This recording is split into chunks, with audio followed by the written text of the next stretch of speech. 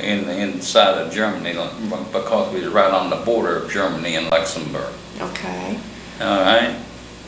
And when you moved out, where did you go? I see you've got it marked on your map here. Well, we went to actually Trier, Germany, up the valley toward Trier, Germany, and I was not in battle very long until my first gunner and second gunner machine gun boy got killed, which I named my son, the only son I have. I named after them. What's your son's name? Richard Dale. I can't help it. That's okay. That's okay. But I see it every day. See him dying every day. And I named him after. One was named Austin P. Dale. I named him, middle name was Dale, and the other was Richard Sowell from Alabama. One was from Alabama, and Dale was from Tennessee, up in the coal mines in Tennessee. Mm-hmm. Good boys. And they didn't know what actually hit them at all. I set them up. That's what I had. I had a machine gun and mortar platoon. 30 caliber light machine guns and 60 millimeter mortars. And I was the platoon sergeant of those things. And which I had 18 men to look after. But the most horrifying thing of the thing, you know, to me, is seeing the dead. And these two boys was precious to me. And we was up on a great big tall hill or mountain, whatever you want to call it.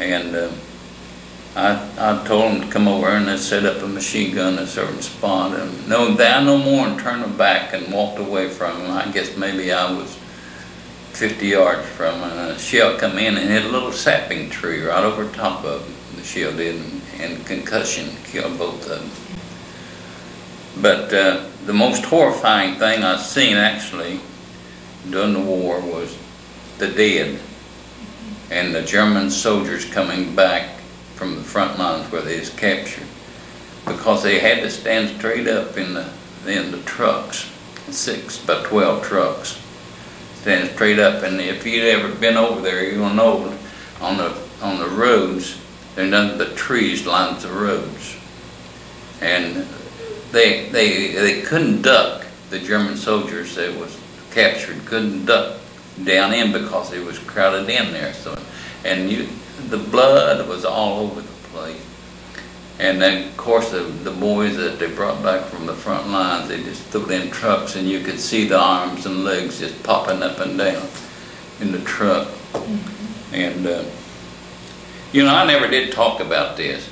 Well, you can talk about it if you like. It's whatever you feel comfortable with. But to me, that was awful. And then the first night we was in service in combat, my captain got killed, and he stepped on a mine, and I seen him the next morning up in a tree. He stepped on a mine, and that blew that man all the way up in a tree, and he was just hanging up there. He couldn't see nothing but his bones on his legs. That's all you could see.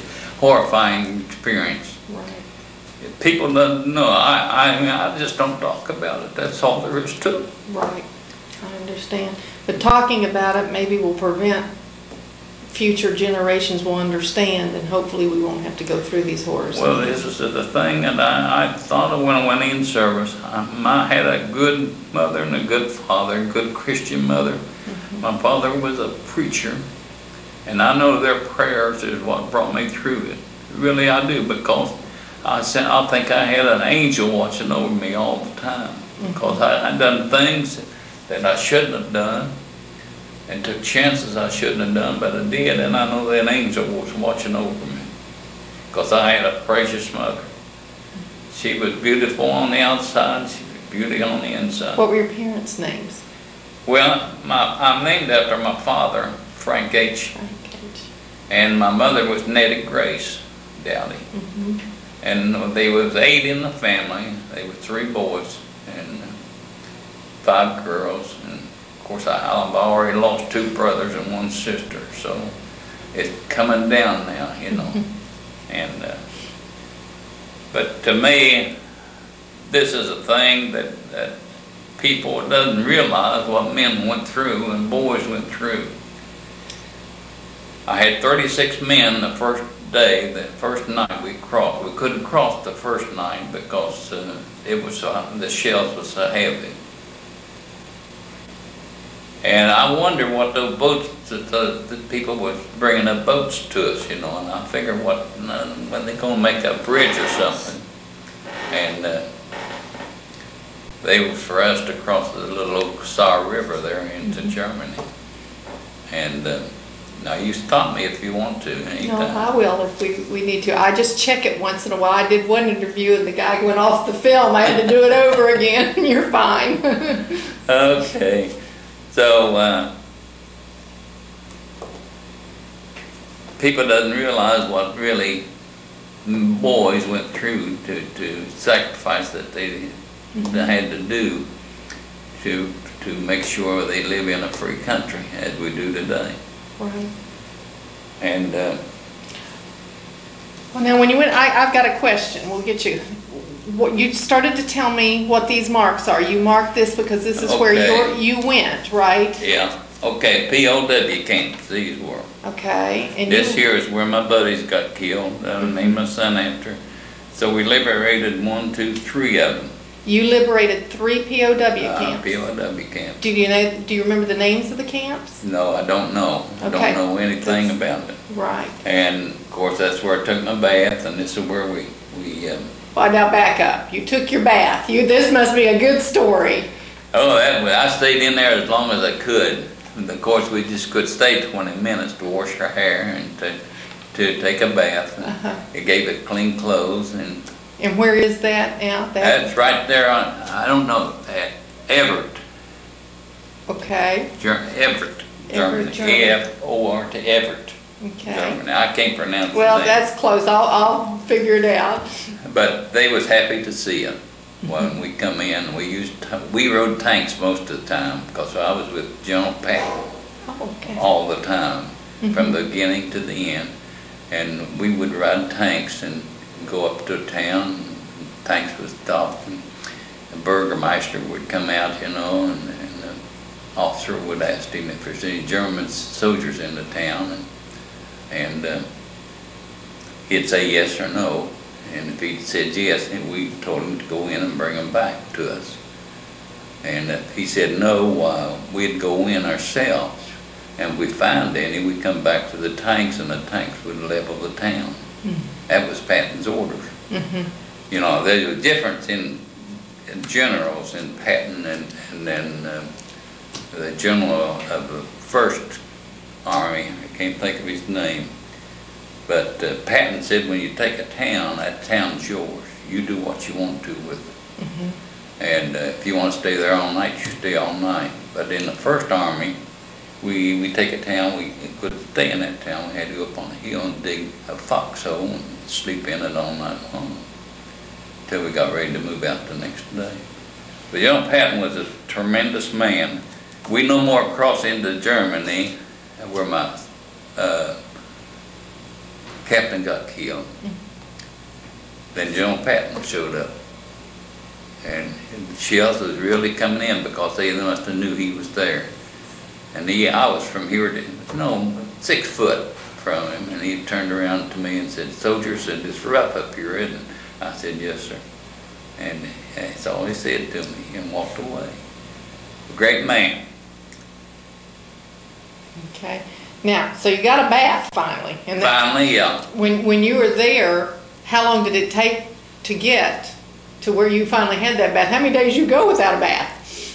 Well, that's not all of it. See, from here, when we went into Luxembourg, that's when the Belgian Bulge broke out. We had to go up there and fight. And my job was when we took a town, or when we went into town, I had to go the right side of the town and make sure everything was cleaned out. There wasn't any soldiers or anything, German snipers or anything over in there. And one had to go around the left side of the town.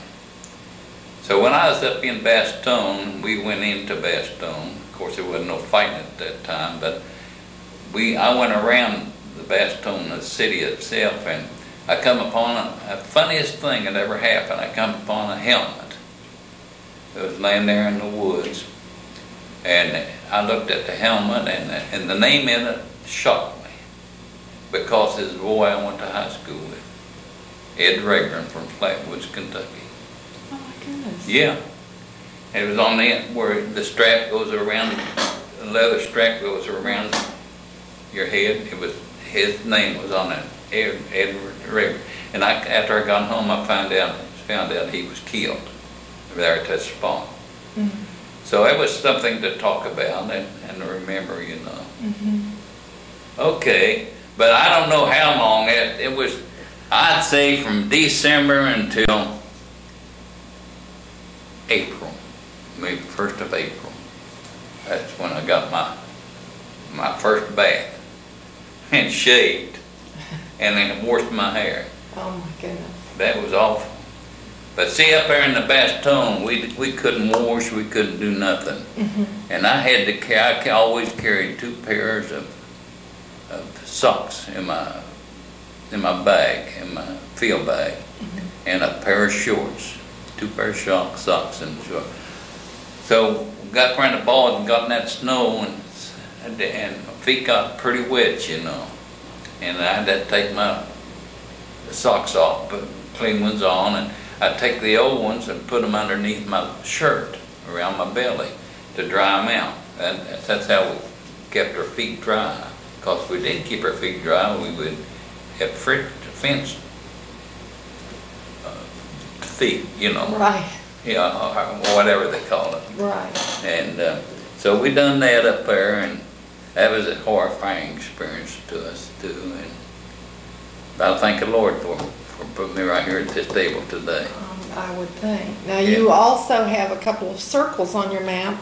Yeah. Besides. Well, that's a concentration camp. See over here, I got it marked over here. Okay. That's a Jewish concentration camp that we liberated. And we could smell this thing way before we got to it. You could smell the dead. And that's a horrifying smell, the smell of dead. It's horrifying to people.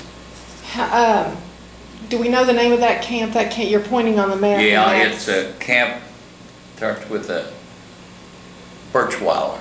Okay. I think that's the name of it, Birchweiler. How many people were there? Oh, honey, they were stacked high, the dead corpse. And then thrown in big old holes, they was thrown in there. And, oh, it stunk off. Well, you could smell it before even way before you get to it.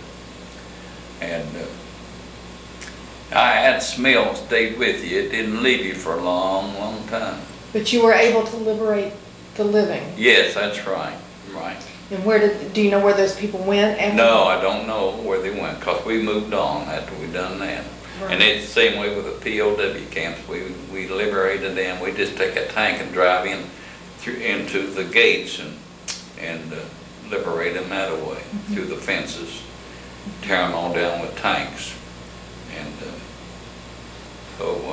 so you were living in foxholes and on the ground most of this time? No. I was with the First Army when I had to go up to, we went up to the First Army, which was up in Bastogne. Okay. And cause General Patton had the bottom half. He didn't have the top half. The English had the top half. Mm-hmm. And in the First Army,